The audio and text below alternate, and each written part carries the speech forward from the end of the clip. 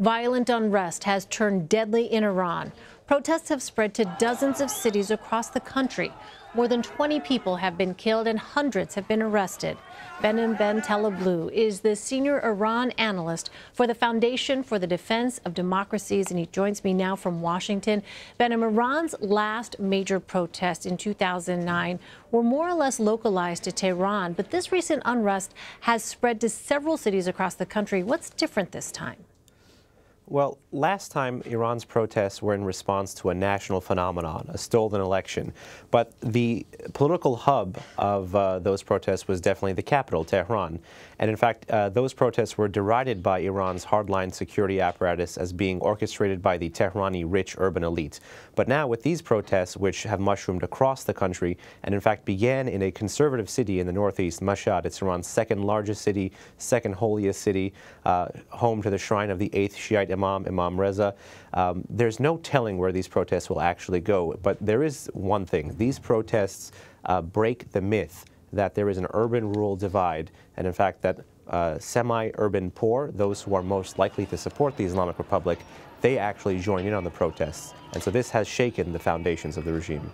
Well, President Trump stepped up his support of the protests Tuesday, taking to Twitter where he called the regime brutal and corrupt. How do you think the Trump administration's rhetoric will affect the turmoil?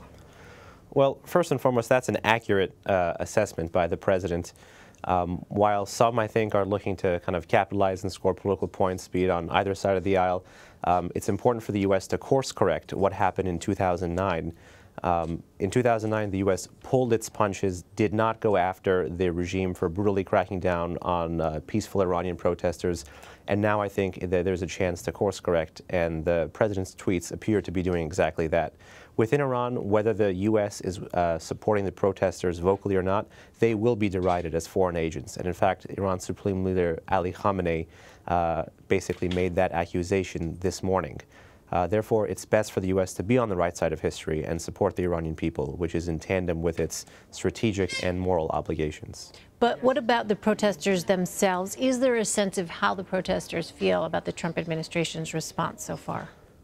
Well, Iran's protesters come from a very diverse slew of backgrounds, but from what I've been seeing on social media and talking with people who actually are connecting with those on the ground, some feel buoyed by the administration's comments. Some feel like they actually have someone in the White House who knows that the regime is something much, much less than they deserve. And in fact, the official statement by the U.S. put out a day after the protests by the State Department convey the fact that Iranians deserve better. And that sentiment is ascendant in Iran. Iranians deserve better.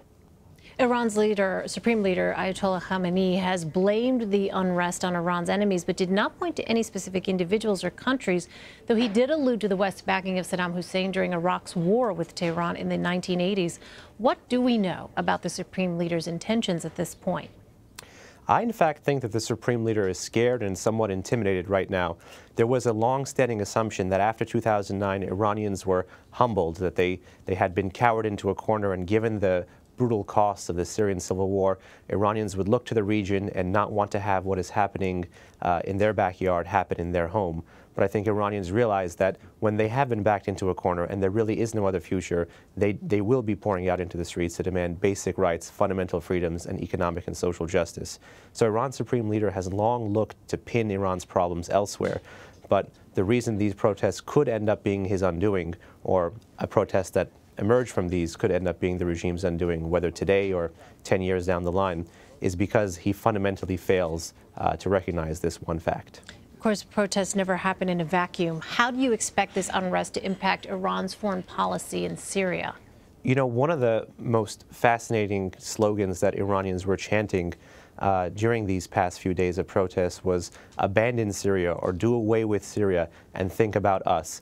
And this really breaks the myth, this shatters the myth that Iranians were supporting their regime's involvement in Syria, that Iranians were wholeheartedly volunteering for the campaign in Syria. Really, this was Iranian regime propaganda that was not challenged in the Western media, unfortunately. And Iranians are taking to the streets to say that if they do have control over their own government, if they do have a government that is reflective of their values and of their interests, their foreign and security policy would look a lot different than that of the Islamic Republic. All right, we'll continue to watch it all. Ben Taleb Blue, thanks very much for your analysis. Appreciate it. Thank you for having me.